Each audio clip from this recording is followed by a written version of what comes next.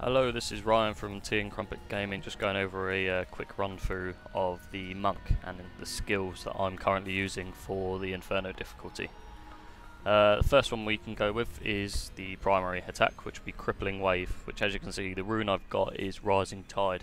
Because none of my passives are spirit regenerating, I thought using Crippling Wave with Rising Tide would help me get that bit of extra spirit if I need to heal or use an ability to get away from something.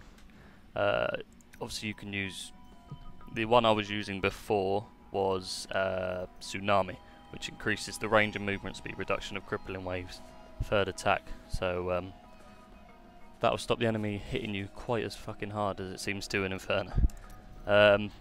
Secondary one I'm using is Wave of Light, because especially if you come up against an elite pack who has Jailer or Waller, it's very good for knocking enemies back, just so they don't destroy you whilst you're being trapped by their Jailer or their Waller ability, especially if you've got like Arcane on you or Desecrate or any sort of floor AoE, which makes it really difficult for a monk and a barbarian being melee.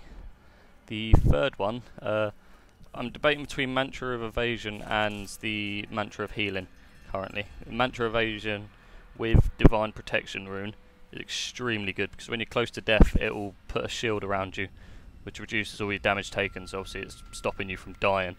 However, Mantra of Healing, I've currently just switched from using the increases resistant to all damage types, because as most of you will know, in Inferno you need a lot of resistance to stop you just getting one hit with a reasonably big health pool. I mean, my health pool is extremely low because I've just come from a DPS build, but it's not really working, so I've had to start going tank and sort of balance out vitality and dexterity, because you want a big health pool, but you don't want something like 5 or 6k DPS in Inferno, so it just takes forever to go through. So my DPS is around about 10k at the moment with 27k life pool. So yeah, with Mantra of Evasion probably the best one. Serenity in my eyes is always a must-have, because it's an immortality shield, and what more could you ask for in Inferno mode?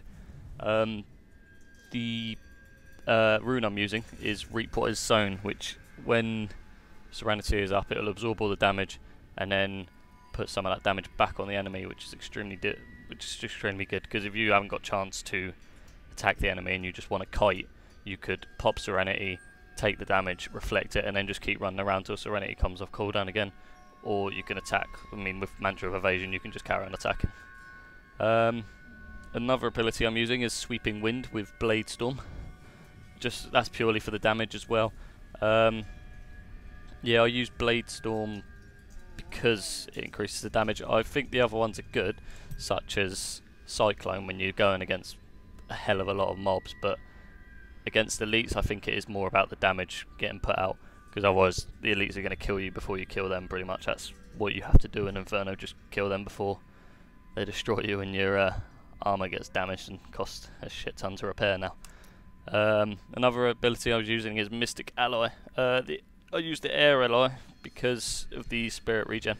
Obviously, as I said earlier, I haven't got the passive for Spirit Regen, because I've had to sort of use other passives to make sure I actually survive any hits being taken by elites. So I used the Air Ally because obviously he still damages, but he has a chance to regenerate spirit when he attacks as well. Another one, if you're lacking on the health pool a bit like I was, another one you could use is the Earth Ally, because it increases your maximum life. Either that, or if you want to just go for the pure damage, you can go for the Fire Ally rune, because he unleashes a flaming kick. What more could you ask for?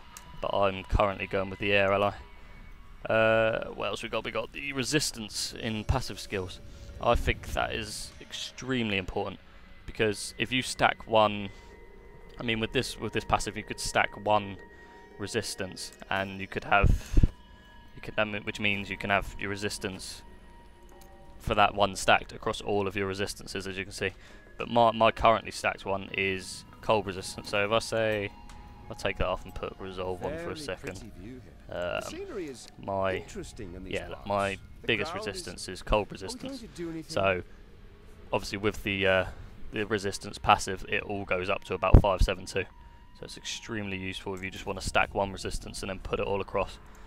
So I say that's a must-have in terms of passives. Where's it gone? There it is. Second passive I'm using is Transcendence, because healing is sort of important. Any skill you use will, any spirit spent will heal you for 62 life, which is, and it's just not a huge amount, but it's helpful. Especially with Serenity, you'll use that. So as well as being immortal for about 3 seconds, you've popped yourself a heal as well, such as using Wave of Lighting during a tight situation. You knock them back, but you're healing at the same time. It goes for all of them. And the third passive is, if you're going to go a bit more heavy on the dexterity so that you're not killing elites for about half an hour each at a time, this is a good one to have, because your armor is increased by 100% of your dexterity. So as much dexterity as you're getting for the DPS, you're getting it back in armor.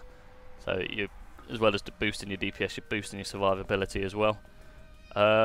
Another passive that I would recommend if you are just getting one hit all the time is probably near-death experience, because obviously you come back to life, or more or less anyway. If you're on low health and you're about to be killed, it will regenerate your health and your spirit. Obviously it's got a 90-second cooldown, but that's still helpful for running away. Or if you want to go for the pure DPS sort of thing, you can go for Combination Strike, which is each different spirit generator ability you use increases your damage by 8% for 3 seconds, which is extremely helpful for destroying everything. But yeah, in terms of passive, that's the ones I keep. It seems to work best for me. I'll stick my build down below in the description so you can have a look and have a tweak around if you need to. Also, a big thank you to DinkycoMultimedia. Their channel will be in the description below. They are the creators of our new intro. So I hope you enjoyed this run through, and I'll see if I can get another one up for the Barbarian off of a mate of mine. And I will see you guys later.